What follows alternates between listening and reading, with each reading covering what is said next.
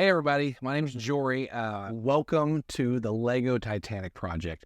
I am super excited to be on this journey with my kids, Maria, John, Anna, and Barnabas. My kids are pretty young, but I just kind of want to open up and share with you guys what the plan is and how are we going to do this. Guys, we're looking at a 35, maybe plus foot Titanic made of Legos. Why are we doing this? I want to give you 3 reasons why we're doing this. Number 1 is family. So my family and I, just kind of a background about us, we have been on a journey in the last year or so. Just recently, I actually made a shift in my career and my goal here is to spend more time with my kids. And that is the goal here. And actually over the last month or so, we actually got out on the robotic camper and we have been traveling around. Now we're back in Missouri where we're originally from and we're still spending time as a family. Our goal is to kind of get settled in a place to do so as we can build this project. But I want to spend more time with my kids. I want to be a part of their childhood. I always say, I want to get to a point in my life where I'm looking back and I'm walking my daughters down the aisle, watching my sons walk down their graduation and realizing, where'd all the time go? No, I want to be a part of their lives. And so I have made this decision. I'm going to do this. And the question is, why Legos? Why the Titanic? Well, number 1, again, it's family. We're going to be a family to do this. We're going to document this journey I'm taking with the kids. It's not just going to be me on screen. It's not just going to be me building Legos. My kids are going to be involved. Why? Number 2, Legos. My kids love Legos. Like I said, we had bought this camper a while back and we started traveling. Well, there's a bunk bed in the back and my son, he was given and gifted, my son and daughter were gifted 2 big boxes of just, Lego pieces. We'll show you the yellow pieces of the box, the yellow boxes with just random Legos in them with little books with instructions. My kids would sit up in their bunks for hours just building what's inside those instruction books. Not just that, but also just being creative and building houses, building items, building things. And I was just blown away by how much they were connecting with these Legos. And every day they're wanting more Legos. They want to build more things. And my son's always like, Dad, I want to build this, but I don't have this piece. So I was like, you know what? I want to invest in this. I want to get involved in this. So that was number 2, Legos. My kids love them. I love them. I grew up on them. My dad had built me a bedroom that was focused for me to build Legos. And I loved it. And I was able to build so many things. And so I want to do the same thing with my kids. I want to be a part of that journey with them.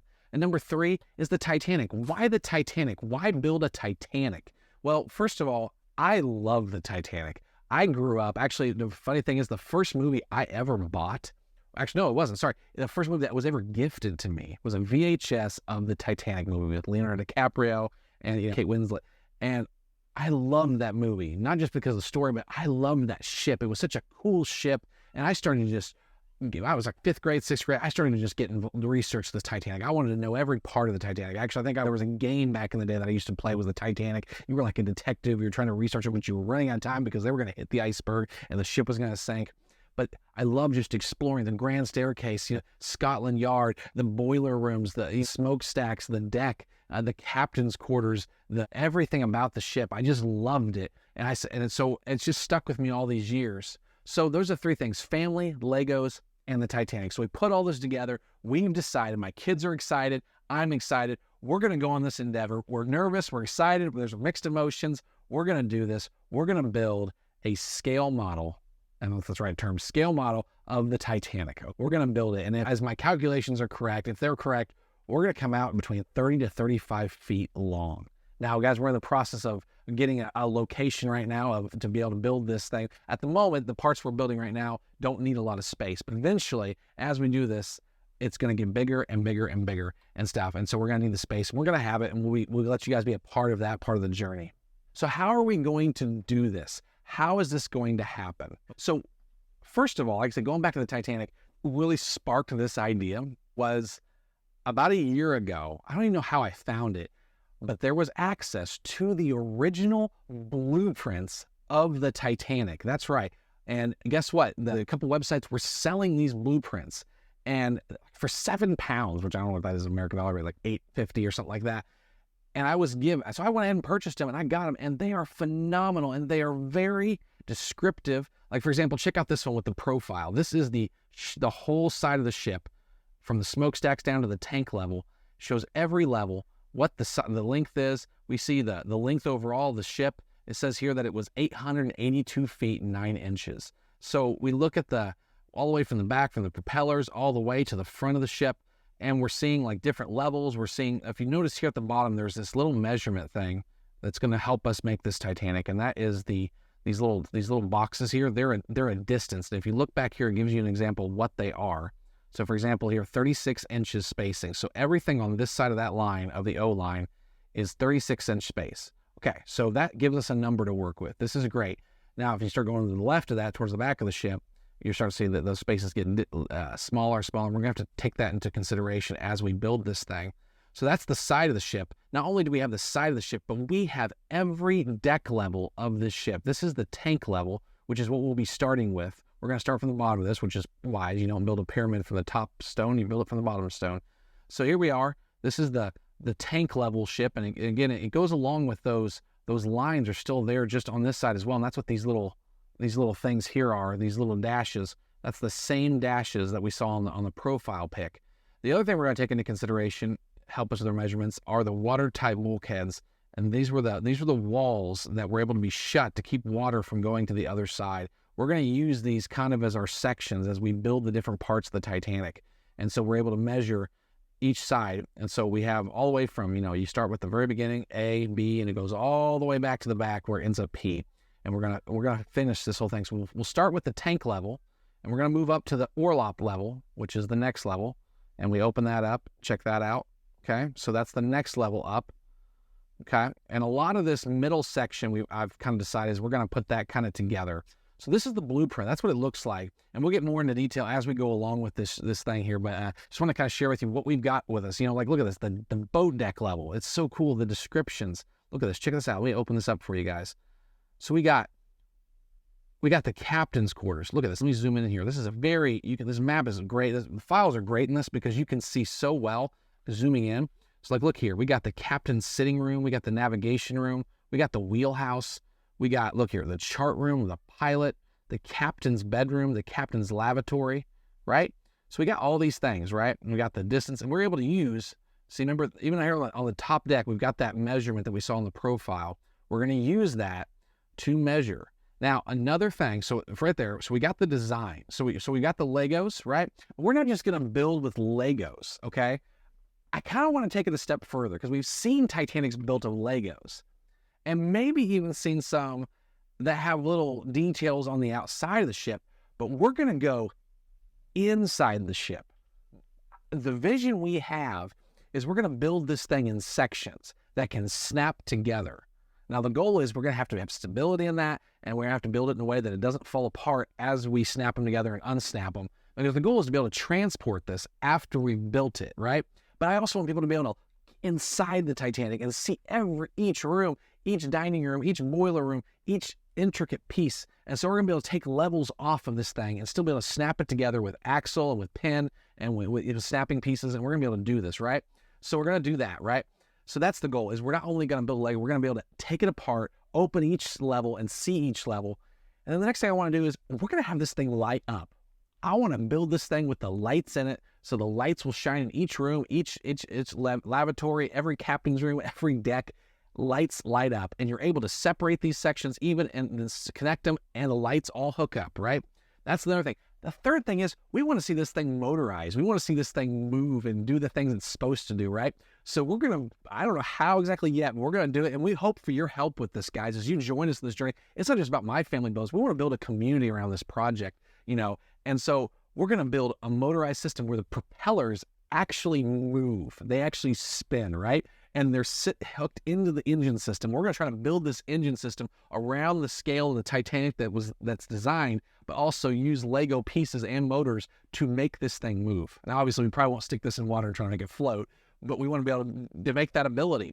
And then I'm not sure yet, but I'm brainstorming ideas. But one thing we want to do is we want to take the helm, that wheel, and we want to be able to turn that wheel in the very front, the first 5 feet of this ship. You're going to turn that little wheel, that little Lego wheel. And at the very back, 35 feet back, that rudder moves left and right. We want to make that happen, even within the aspect of taking apart this Lego project. Now, some of you guys, that seems a little too much. But I'll tell you what, I have seen some people do some extraordinary things with Legos. And I hope some of you guys end up being a part of this journey with us. Help us out. Give us the vision. Help us create this idea as we go along. We want you guys involved. So we've got the Legos, we've got the lights, we've got the motorized system, right?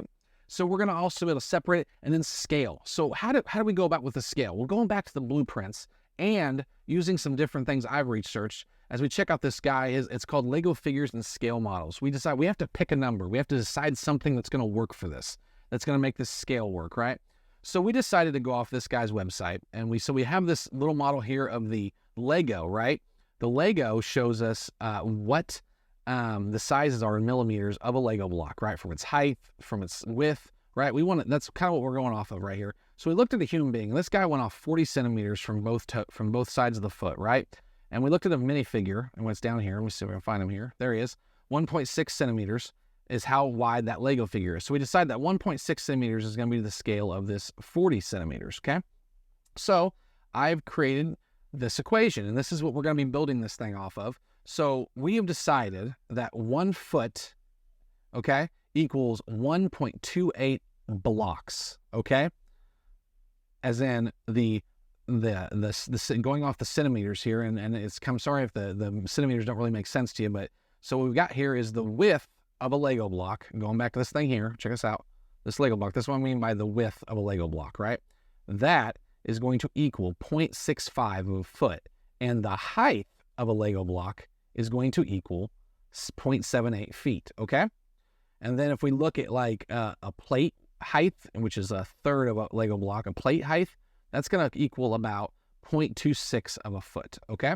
So that's what we're going off of. So we're going to be measuring this thing with Lego blocks. You know, this isn't the way everyone else does it, but this is the way we decided to do it. We're going to try to keep it consistent as we build this thing. So that's where we're at with that. So scale is going to be this. One Lego block, its width is going to equal 0.65 of a foot, and the height of it is 0.78, okay? So that's where we're at with that, okay? So that's how we're going to start this idea. We're going to be consistent with this, and I built this little equation here, so as I measure out these profiles, and another tool I'm going to be using on Apple, I don't know if they have this on Windows, but Live Home 3D. I was kind of, for a while there, I was struggling because I was opening these profiles and these pictures. I was trying to find a software. Let's not use that one. Let's use the tank level. So for example, the tank level on the profile, let's zoom in here, okay? So at the bottom here, these widths of these blocks here are 3 feet, right? So we could use this, like I could try to, cut that section out and use it as a ruler and move it around this section. That was a little too hard for me. So I decided, I took these files and I opened them up and I put them on this. It's actually a 3D house designing software, but I've laid these in 2D flat because they have this little tool here called the ruler. It's a ruler thing for dimensions. And if you check out here, if you look here, if you zoom down, see I've got some of these built here. Okay, I'm gonna get rid of that. I don't need that. So like that one. So I'm used that. Now what I had to do first is I had to go somewhere. Let me show you where I went. Okay, so remember this for the profile. We're using this again. This is 32 inches, these two spaces. So what I did was I found myself one of these rulers and I put it on the screen like this, and I made it 3 feet. Check it out, 3 feet. Now, when I uploaded this photo here of this section, it wasn't to scale. So what I had to do is I had to resize this image, make it smaller, make it bigger until these two lines matched these two lines. Now I have it to scale with my 3 foot. And then I was able to open these other forms that all of these spaces equal 3 feet. Even on this one, 3 feet. And then I had to go over these side shots and I made it equal 3 feet, okay? So, for example, I had to go down here. This one shows that this is a 9 feet section. So I had to make sure that if I went from here to here, it was going to equal 9 feet. And it did. So that's how I'm going to make this work with the designing. Okay, so there's that side of it, right? So then the next part we're going to work with is this thing called, from a website called Linkbrink. Sorry, I totally butchered that. Let me open that for you guys. Bricklink. I apologize, Bricklink. I said that backwards. Bricklink, which is going to be a good friend of ours for the next couple of years as we look for our pieces on this thing. They have a software, as you look here on this page, it's the studio software. You're able to design the thing you're wanting to build. So check it out. This is actually where we're going to start this whole thing. So we've already started on one of the boiler rooms, okay? Now, I'm going to get to that in a little bit later, but I'm just kind of showing you what software we're going to be using to make this work. We've got our design process, right? So that's where we're going to start off, design process. We're going to be using Studio from Bricklink, right? We're also going to be using this home live studio, right? Live Home 3D is what we're going to be using for our scaling, our mapping. We're going to take these images from the blueprints we found, put them to scale so we can better measure areas, different widths, and all that things, so we can get the best possible design we can make, right? So another thing I want to do with my design, my goal here is, guys, as in this process, is I want this thing to be smooth. I've seen some other Titanics that have been made, and as you kind of do those slanted areas, they're bricky, they've got edges and they're blocky. I don't want to do that. As much as possible, I want this thing to be as smooth as possible. And that's hard with 45-degree angles and slants and bending. You know, the Titanic it bent in areas, it curved in certain areas, and we're going to try to make that happen. And I found some great resources on YouTube, and I'm hoping maybe someday we can collaborate with some of these guys who've made great videos on curving walls and curving different things and different projects, right? So the design process. So then another thing we're going to be able to look at is also the curving. Like I said, the curving things. Within the BrickLink studio, it's difficult sometimes to make that work. They have the hinge tool. They have it where you can bend things, and things that are supposed to bend in Legos. They have that tool. But sometimes it's kind of hard sometimes to make it connect and make it work right. And you can get it close and make it, you can at least let you know, hey, that's going to work. But it's not until you get the hands on until you know exactly what measurements you need and how many pieces you're going to need for that part. So that's the first thing we're going to have to deal with. So we're going to have difficult areas. And what's so cool is there are so many of you out there that are geniuses. You've been doing this a lot longer than I have, a lot longer than my kids have. And you have built different systems, different techniques to make things happen. And we ask you, comment, share, email, send us videos, show us things that you can help us be a part of building this thing to make it look as good and as smooth as possible. From the electricity to the Legos to the curving to all these different things they have to, the motorized parts, everything. Help us make this happen, guys. We invite you to be a part of this journey with us. We're not, I'm not gonna have a problem if someone's like, it's like, that was a horrible way to make that. Cool. Send us a better way. We're so cool with that. Show us how to do it. Give us a plan, give us a description, send us an email, comment below on the videos. We're happy to pull that part off and redo it. If we think your way is way better, we're totally cool with that. So first we're designing, we're gonna have the difficult time. So after we've designed it on the BrickLink, and like I said, we're gonna design it within BrickLink, but there's gonna be parts that we're not gonna really focus too much on the BrickLink because we wanna get to the building part, right? That's what you guys are more excited about. You wanna build this with us, right? So there's gonna be some things we're not really gonna build within BrickLink. We're just gonna kind of get the walls, the skeleton built so we can kind of get the dimensions so we know how much space we're working with. And when we built that, then we'll start working on the furniture and the different parts, the pipes, all these different parts of it, right? And so then we'll go from there. So then when we've done that, we've designed it. The cool thing about BrickLink, if you check this out, you can sign in, you can make an account, and well, here's the cool thing. You can actually get instructions made. If you look here, let's click on that real quick. We'll see if it loads here for a second. Yeah, awesome. So sweet. So that went pretty quick. So you can actually edit your BrickLinks, and then when you're done with all this editing, so check this out. We've got all this stuff here, okay? And so as we've edited this project, we're able to go in here and we're able to print these, export these, and we can also do something really cool is we can actually make a piece list, how many pieces of each type of piece, their code and everything. And guess what? BrickLink, as I kind of like to describe it, BrickLink is like a eBay for used Lego pieces. Let me open that page for you real quick here.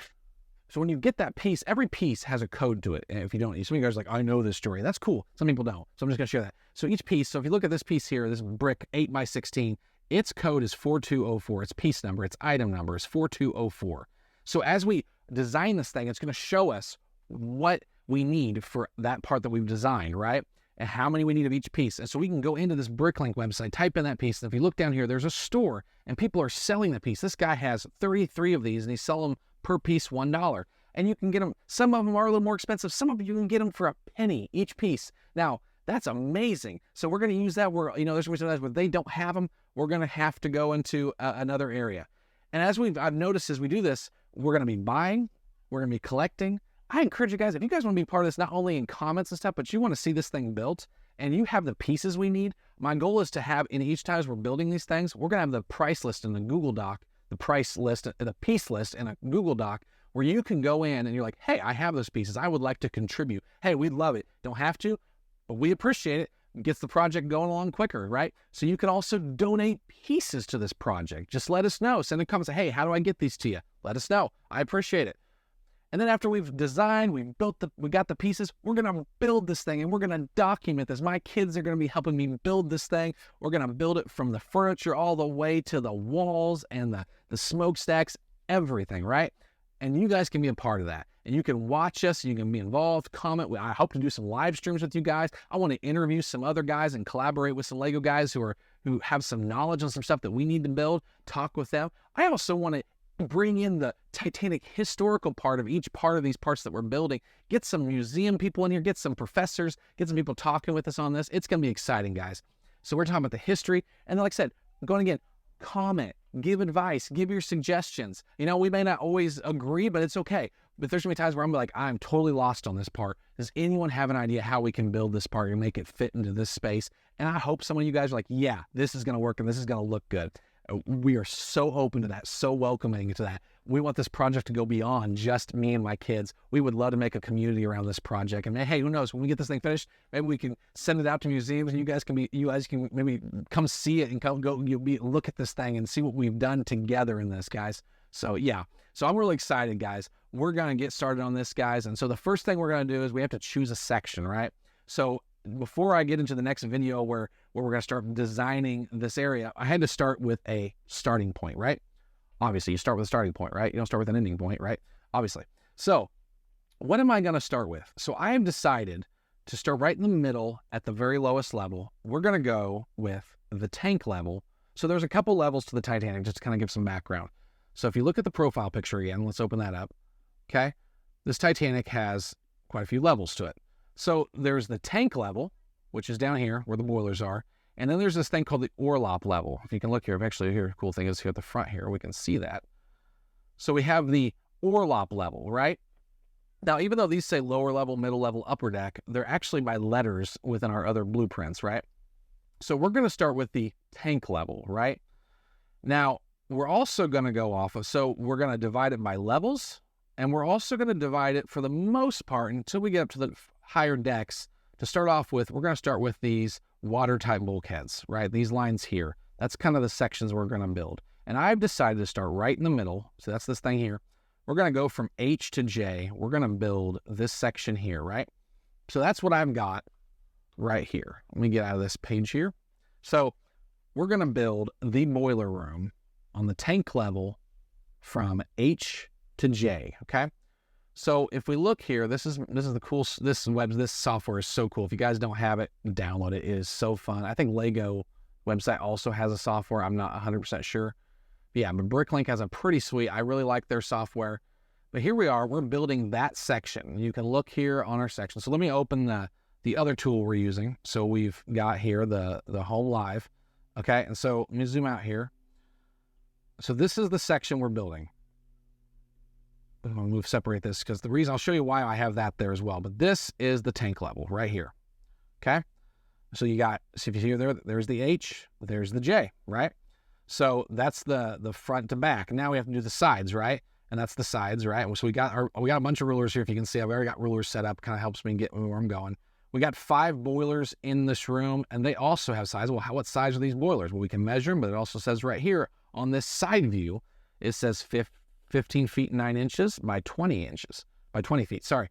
And so that's that. So we got those, right? And then we've got, actually, if you look here, this is kind of off sideways a little bit. We got to get that lined up with our lines here. Yep, see? So those are lined up, and then our boilers are lined up. I'll probably go over a little more. Yep, so they're now, everything's equal, right? So this is what we're going to start with.